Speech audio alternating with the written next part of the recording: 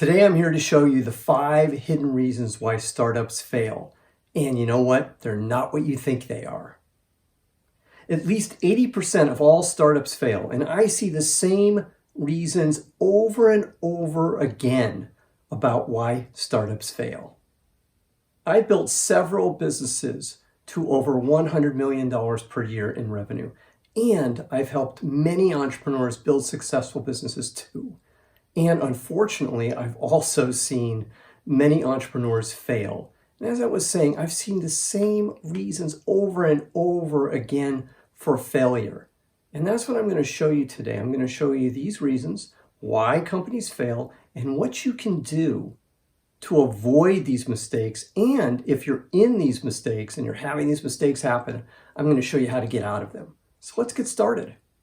You'll want to stick around to the end of today's video too, because I'm going to tell you about the one thing you do not want to have happen, the one killer mistake that you do not want to make that is so hard to get out of, that you want to avoid at all costs. So you want to stick around to the end. If you're not already a subscriber, then hit that subscribe button right now, and you're going to get notified every time I release a new video. So these are the 5 mistakes that I see over and over again. So let's get started with mistake number 1. You have the wrong team.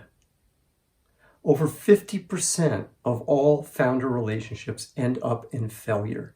And I would say of the companies that I've been involved in, it's at least 50%, maybe 60% or higher. And I'm going to walk you through the things that I see which kill founder relationships each time. Because you have to think of it like a marriage. Because when you're starting a company and it's you and your founder or your co-founders, it's intense. And if anything, it's harder than a marriage. Think about it. You've got all this financial pressure. You may not have known each other very long. And you're going to be working together for ungodly hours each day trying to build a company and stave off financial failure. Now, is that a recipe for a successful relationship? I don't think so, but that's what you have to do. So that's why it's so hard. So what are the things you should look out for and what should you do here? Well, the first thing is take your time. Yes, take your time. I have a rule that I call the 9-month rule. And maybe it's the 3-month rule, the 4-month rule, whatever it is, but give yourself time when you start working with a new co-founder before you completely commit to each other. Work together. See that the relationship is good to start off with. Because if it isn't good and you're not working well together, it's going to show itself and it's going to manifest itself in all sorts of different ways. So take your time. Don't be in such a rush, to jump in. Take your time to make the relationship work. That's the first thing. The second thing is only bring on founders that are A players. So critical. If you bring on co-founders that are B players, or God forbid, C players, what are they going to hire? What kind of work are they going to produce? Well, that's right. They're going to produce B-level or C-level work, and that's going to kill your startup before you even get started. Make sure the people that you're bringing on are tremendously good at what they do.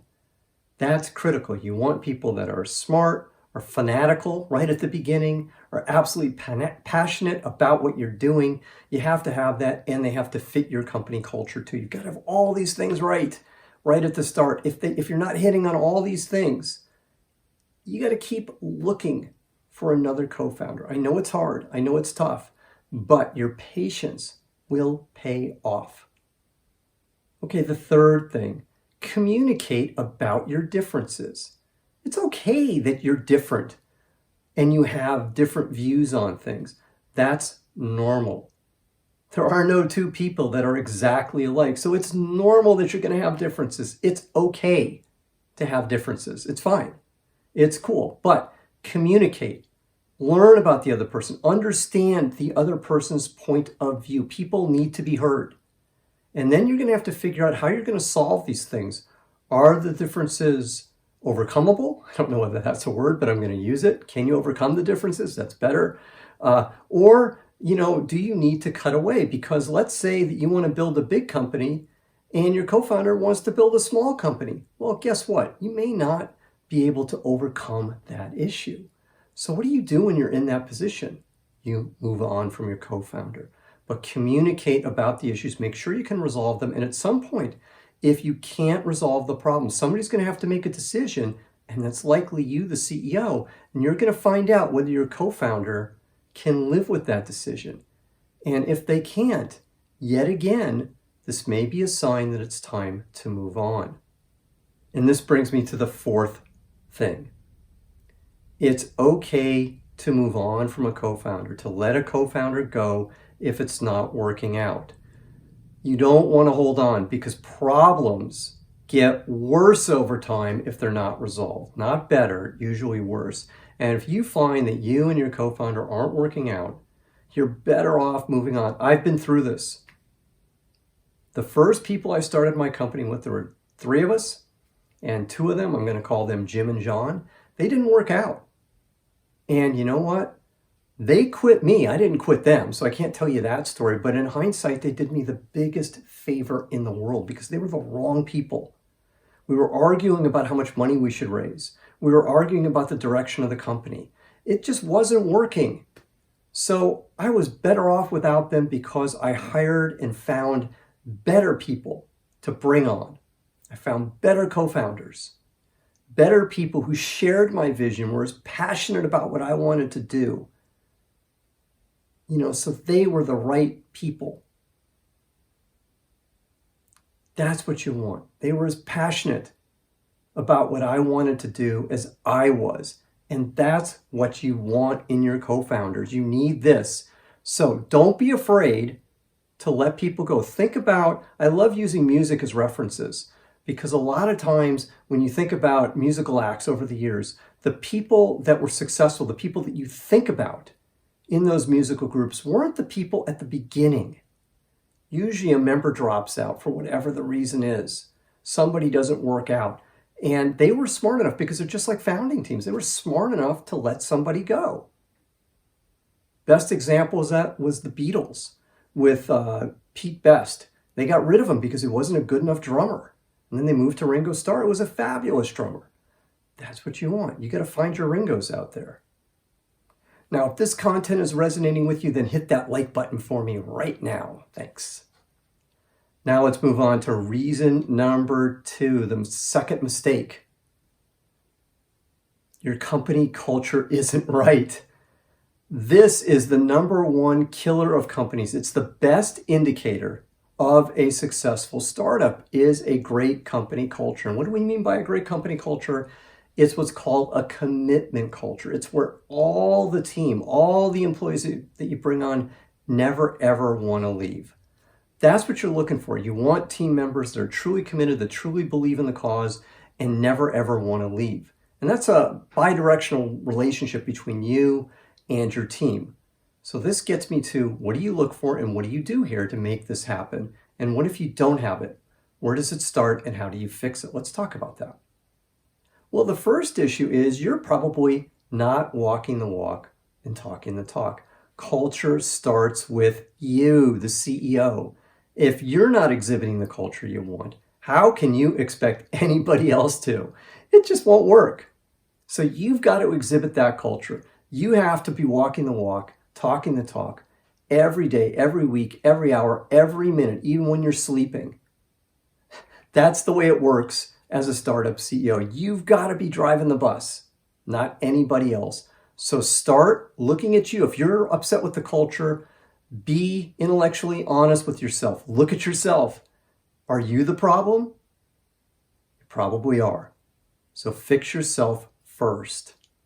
Second, you're probably hiring the wrong people. Culture is all about your team. You can't just write 5 things on a piece of paper and say, this is our company culture. It doesn't work that way. Your culture is influenced all about the people you bring on. Who you bring on, who you let go, improves or hurts your culture each time. So what do we want to avoid? We want to avoid hiring B players and brilliant jerks. Now, brilliant jerks, this is the thing, this is a trap that we can all fall into as startup CEOs. We see this brilliant person, he's got a tough personality, hard to get along with, but we think the work's going to be brilliant. And you know what happens? This person wreaks havoc. And every single one of us, including me, has fallen prey to this trap. We've all hired brilliant jerks because sometimes we think we're hiring a great hire, and guess what? They're a brilliant jerk too. I've had that happen. And I've hired some brilliant jerks because I thought I was smarter. I thought I could manage the person, and it turned out nobody could manage them. So what do we do when we hire those brilliant jerks and those B players, people who just aren't up to snuff in terms of what we want? What do? We move on from them. That's part of the role of being a startup CEO. It's tough out there. I get that. But you've got to move on from people because your team's looking at you. And if you don't fix things, if you don't solve the problems, if you don't get rid of those brilliant jerks, then your team is going to get discouraged. And you know what happens? Your best people will move on because great people want to work with other great people. They don't want to work with brilliant jerks. Life is too short. Move on from those brilliant jerks. Fix your culture. It's not that hard to do. Now, this one absolutely kills me, my third one here. It bums me out more than anything. And you know what this one is? It's you wait too long to raise your funding. Now, why does this bum me out so much? Because it's totally self-induced. Oh, it kills me when somebody comes to me and maybe they have a month, 2 months, or 3 months of runway left, and they ask for my help. And I just tell them, you know what? There's nothing I can do to help you. Maybe you'll get lucky, maybe you'll raise money, but you've waited too long.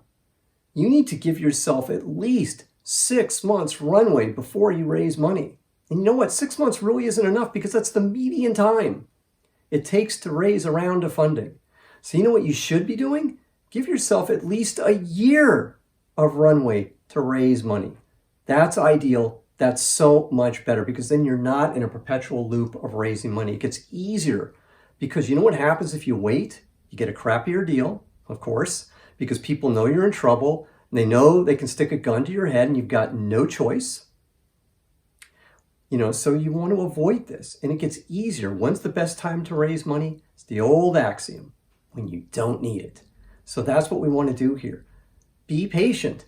Take your time, but start early on this. Start early, please. That's what's going to save you here. So don't make that killer mistake of waiting too long. Get out there. Start raising your money before you need the money, about a year in advance of running out of money. That's a smart thing to do. So what's the fourth thing that I see happen? Okay, here's number 4 on our list. You're not doing the selling. Now, I see this all the time with engineers who become CEOs and founders of their company.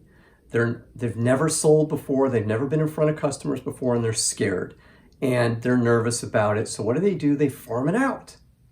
And what inevitably happens, they farm it out to somebody who's not very good too, because it's really difficult to find great salespeople or even a sales VP when you're starting out. You need to wait a long time before you're going to be able to hire that great VP of sales, probably well beyond $1 million a year in revenue, more likely $3 or $4 million a year revenue, at least, depending upon the company you're trying to build, before you're going to be able to hire that great VP of sales. So what's the remedy here? Oh, the remedy is really straightforward. It's scary, but you know what I'm going to tell you. Yes, that's right. You have to be the one to do the selling. I've seen this over and over and over again with the entrepreneurs that I work with. It doesn't matter whether you have no experience at all selling. You're going to be the best salesperson your company has. You know why? You're the most passionate person about the company. You understand the product better because it's your vision. And you know what? Customers want to talk to you. Yes, they do. They absolutely want to talk to the CEO. So it's very cool. It's a great door opener. And even if you've never sold before, you're going to be the best salesperson your company has for a long, long time. So get out there, get over your fears, and just do it. You'll be just fine. Trust me on this one. I've seen this over and over again. I've seen companies that have struggled with sales, and it's just as simple as saying, hey, you got to get out there and do the selling. And you know what happens? Boom.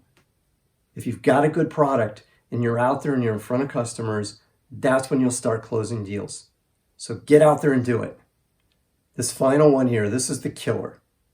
This is the one that you absolutely positively have to avoid at all costs. This is called investor company mismatch. Now, how do we avoid this? And what is it that I'm talking about here? Well, mismatch describes that your goals and your investor's goals diverge. Or you have a nefarious investor who's just a bad investor and has lost interest in your startup and has decided that they want to tank you. Now, how does this manifest itself? Well, a couple different ways. Well, mismatch, when you hear the word mismatch, it's pretty obvious, right? It's saying that your goals and your investor's goals are different. Or the more nefarious one, and I've seen both of these, where your investor wants to tank you and tank the company at the same time for whatever their reasons are. And this happens because if an investor believes that your company is going to fail, and you see this in venture capital sometimes with some investment firms out there, they don't want you to succeed at that point. If they think there's maybe a 1% chance of you being successful, some investors out there will not want you to succeed, and they will do everything they can in their power to kill you. I have personally seen this one happen, and it is disgusting, when it happens, but it happens. So the less nefarious one is just your goals and your investors' goals are different. It's very hard to overcome it if they're seeing things different than you are. It's really, really difficult. This is the one that you want to avoid. So what's the solution here? Because when we get into this problem and we have this problem, it's very hard to get out of it. So what's the solution? The solution is do your homework before you engage with investors. That's the thing. Before you sign the term sheet, that's the time to do the reference checks on your investors. You can do two types of reference checks here, okay? The first, ask your potential investors for references of CEOs that have worked with them in the past. That's great to do, and they should be happy to do it. There's no reason. They're going to ask you for references. Why shouldn't you ask them for references? So ask for a couple. And then if you can, do backdoor reference checks. Now, what are backdoor reference checks? These are reference checks that you're initiating on your own. You find portfolio companies in the past, ideally portfolio companies that have failed. Now, why am I talking about failed portfolio companies? Because there's no better reference than asking somebody who's worked with a VC before, what was it like? What was it like while you were failing? Did they help? Did they jump? Did they kill you along the way? Tell me about that experience. That's a great thing to do. You're going to learn a ton. So try both of those tricks. That's a perfect thing to do. That's the first thing you should try and do. Do reference checks. Okay, the second thing is observe the behavior of your investors before you sign the deal. Now, why am I talking about behavior here? Well, again, it's like a marriage. You're going to be working with your investors, especially if you're an early stage company, probably for the next 7 to 10 years of your life. That's a long time. So what are they like? Are they treating you well? Are they already showing signs of being kind of difficult to deal with and trouble? Observe the behavior because the tells are there right at the beginning. You should be seeing the best behavior because it's like a courtship. If I'm trying to court somebody, I'm going to be on my best behavior with her. It's the same thing for you. Look at the investors because they should be on their best behavior with you. If they're not, that's a sign. And maybe you want to look for a better investor. So what did you learn from today's video? Put it in the comments column below and I'll be happy to respond. Thanks. Now I have one more free thing for you today. I have a free startup CEO checklist that's yours for free. All you have to do is just click the link below this video and it's yours. And it's got a great list of resources for you when you're just starting out. I hope you like it and I hope you've enjoyed speaking with me today. I'm Brett at brettjfox.com and leave your comments below if you have them. Press that like button, subscribe to the channel if you would please. That would be great as well. Super for me. Thank you. I appreciate it.